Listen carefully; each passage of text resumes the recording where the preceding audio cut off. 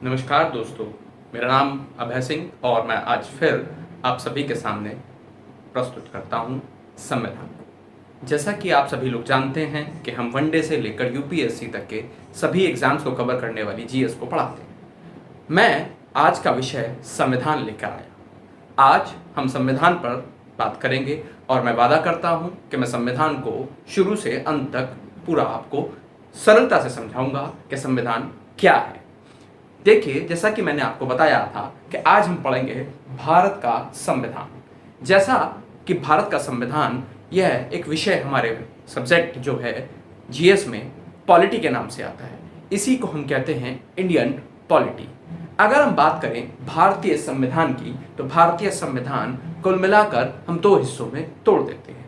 एक वह हिस्सा जो भारत के आज़ादी से पहले तैयार किया गया संविधान का प्रारूप, और दूसरा भारत की आज़ादी के बाद जो आज वर्तमान में लागू किया संविधान।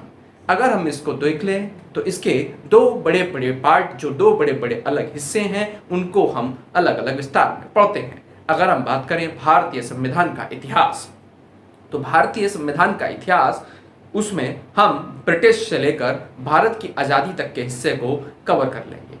जैसा कि हमने आपको बताया कि भारतीय संविधान के दूसरे हिस्से में आज़ादी के बाद से लेकर वर्तमान तक के संविधान को बताना है।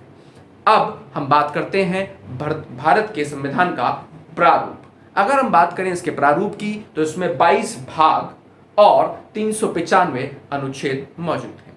यह क्वेश्चन या यह प्रश्न कई बार कई तरीकों से पूछा जाता है। वह पूछता है कि भारतीय संविधान में या भारत के मूल संविधान में कितने भाग और कितने अनुच्छेद मौजूद हैं। अगर हम बात करें मूल संविधान की, तो उसमें 22 भाग, 8 अनुसूचियां और 395 अनुच्छेद मौजूद हैं। हम इन 22 भागों को विस्तार पूर्वक पढ़ेंगे। इनमें से कुछ भाग बड़े ही महत्वपूर्ण, बहुत ही ज्यादा एग्जाम में पूछे जाने वाले होते हैं।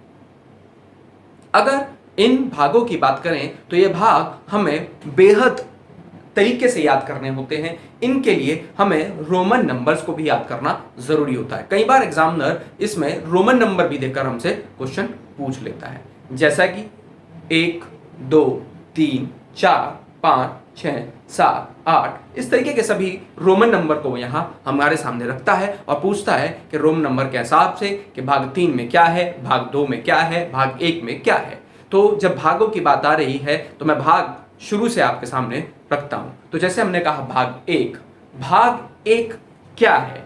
संघ एवं उसके राज्य क्षेत्र। तो यहां पर हम संघ एवं उसके राज्य क्षेत्रों के बारे में बात कर रहे हैं। दूसरा भाग क्या है? दूसरे भाग में हमारे लिए नागरिकता को बताया गया है। भारतीय नागरिकता, इंडियन सिटीजनशिप।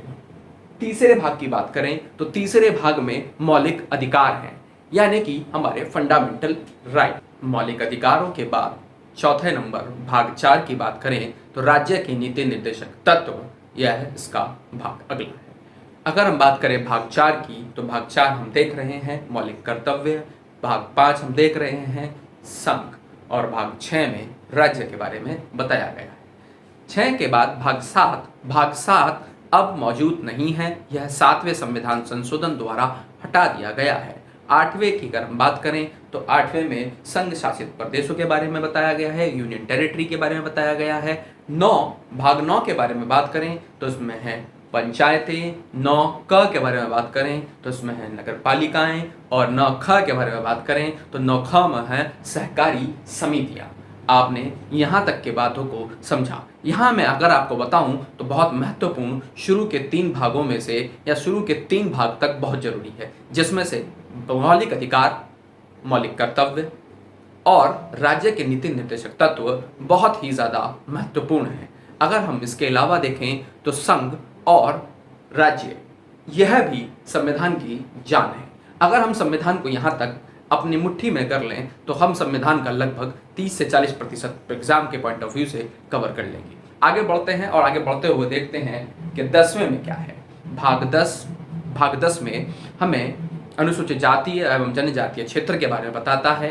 भाग 11 हमें केंद्र एवं राज्य के बीच संबंध को बताता है, संघ शासित प्रदेशों के संबंधों को बताता है, और 12 में हमारे लिए वित्तीय संस्थाओं का विवरण है। तेहरा की बात करें तो तेहरा हमें अंतर्राज्यीय और राज्य का व्यापार बताता है।